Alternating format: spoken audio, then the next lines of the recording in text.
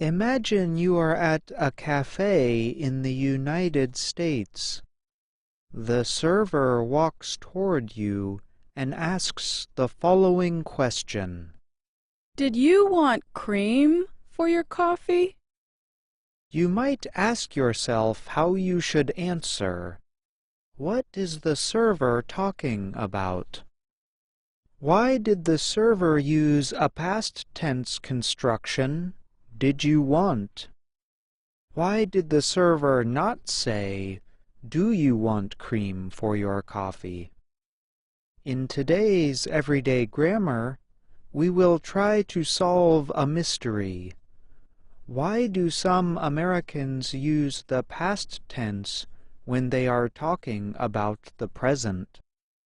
The simple past tense is used for actions or situations that happened in the past.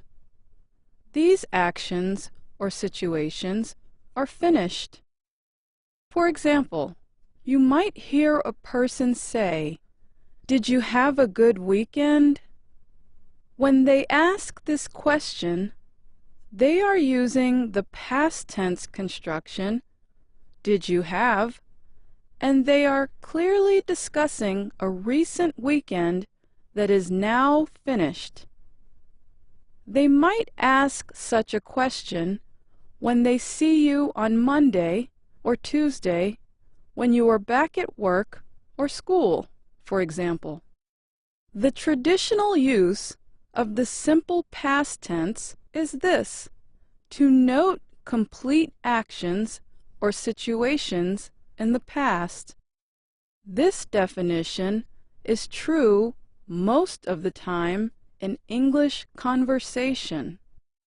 However, there are exceptions. For example, in conversation, Americans often use the simple past tense of the verbs want or need, even though they are asking a question about the present. Let's go back to the American cafe. You might hear a conversation such as this. Did you want cream for your coffee? No thanks. Did you need more water? Yes, please. In the conversation, the server uses the simple past tense when asking questions. It would be grammatically correct to say, do you want cream for your coffee? Or, do you need more water? So, why did the server use the simple past tense instead of the present tense? Susan Conrad and Douglas Biber are grammar experts. They say that different cultures have different rules about politeness. In American culture, it is often considered polite to speak indirectly. One way some Americans speak indirectly, Conrad and Biber say, is by using a past tense verb when asking about a present desire. Americans do this by using the construction did plus want and did plus need. Even close friends may use this polite form with each other. When they are asking about what another person wants to do, some Americans say, "Did you want to go to the concert?" instead of, "Do you want to go to the concert?" However, speakers do not answer such questions in the simple past tense.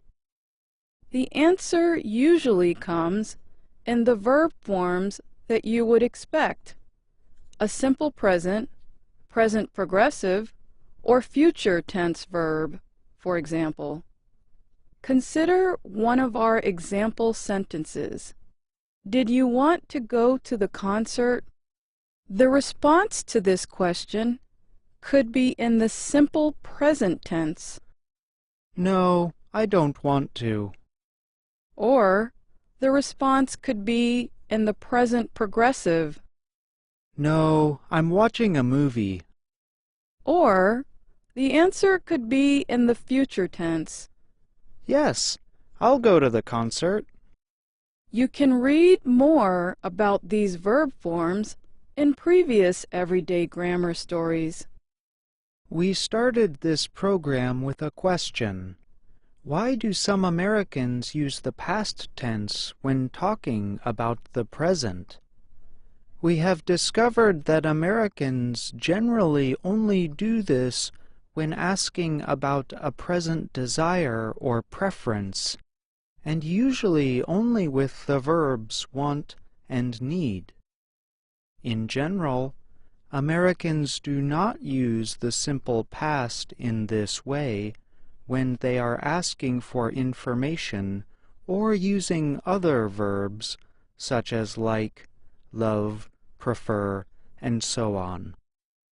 This lesson is not designed to give you yet another grammar rule to remember. The point is to show you that native speakers will use language in ways that do not always follow the grammatical definitions that you may have learned about. Today's lesson will be useful if you are ever listening or speaking to an American. You might be able to ask polite questions or understand what Americans mean when they ask you a question.